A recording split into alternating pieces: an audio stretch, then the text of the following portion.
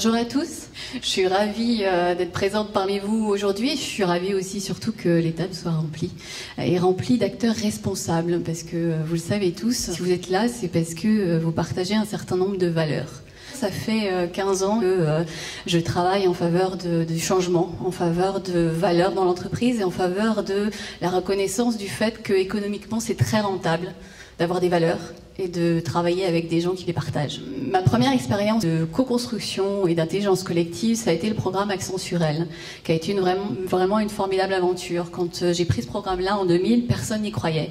Personne ne voulait aborder la question. Et on m'a donné carte blanche, et j'ai usé de cette carte blanche. Et j'ai usé de cette carte blanche en me montrant comme j'étais moi-même, avec qui j'étais, mes valeurs, ce en quoi je croyais. Et petit à petit, ça a foisonné autour, et en fait, les gens se sont reconnus dans ces valeurs, dans une culture qui est quand même une culture de forte concurrence, mais qui est aussi une culture où les gens en fait croient en quelque chose. Et parce que petit à petit on a réussi à donner du sens à ce programme, et on a réussi à le reconcrétiser et à lui donner corps dans quelque chose qui avait un bénéfice pour tous les acteurs. On a réussi vraiment à faire un maillage collectif, à embarquer toute l'entreprise derrière nous. Et j'ai souvenir de vraiment ma première expérience de co-construction avec quand même toutes les têtes qui dirigeaient l'entreprise. Moi qui étais à l'époque très jeune et toute petite dans l'entreprise. Et il fallait que je leur dresse une feuille de route pour les 3 ans à venir pour arriver à atteindre un objectif. Ce que j'ai fait, c'est simplement, je suis partie d'une quasi-feuille blanche. Alors vous savez bien que toutes les feuilles blanches sont très bien préparées, mais j'ai vraiment ouvert le jeu totalement et complètement. Et j'ai invité chacun des participants, donc chacun de ces dirigeants, à parler vrai.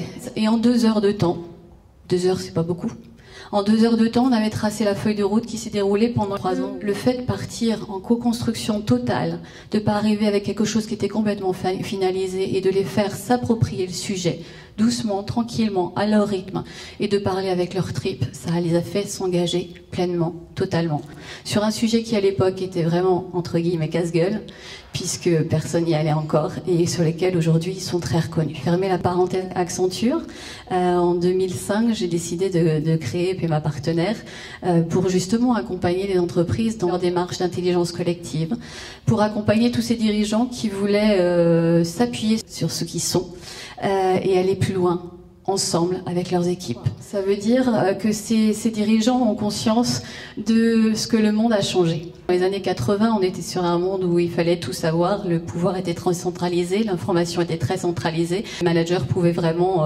établir son autorité sur simplement le passage d'informations. Aujourd'hui, on est dans une société d'information, un village mondial, on n'est plus du tout dans le local, on a des nouvelles attentes clients-consommateurs, on a une révolution technologique qui est en perpétuelle accélération, on a une financiarisation de l'économie et on a aussi une économie à la fois réelle et virtuelle. On est aussi confronté à tout un tas de crises, je ne vais pas toutes les nommer. Ça fait 6 ans que les entreprises ont fait effort sur effort et il y a un moment où soit on continue cette logique de rayer des lignes budgétaires, soit on arrive à travailler autrement. Le but d'aujourd'hui, c'est vraiment comment on arrive à travailler autrement.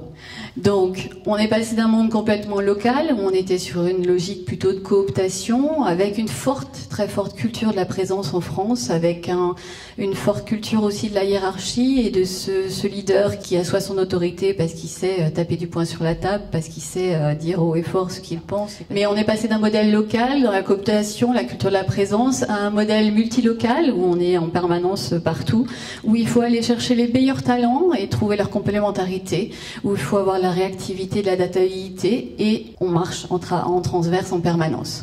Ça veut dire quoi? Ça veut dire passer d'une culture de l'obéissance, où il y a beaucoup de contrôle, à une culture de la responsabilisation, du sens et de la confiance. Donc je vois que Lara Guémard est en train d'arriver, donc sans plus attendre, on va passer à la première table ronde, on va parler intelligence collective.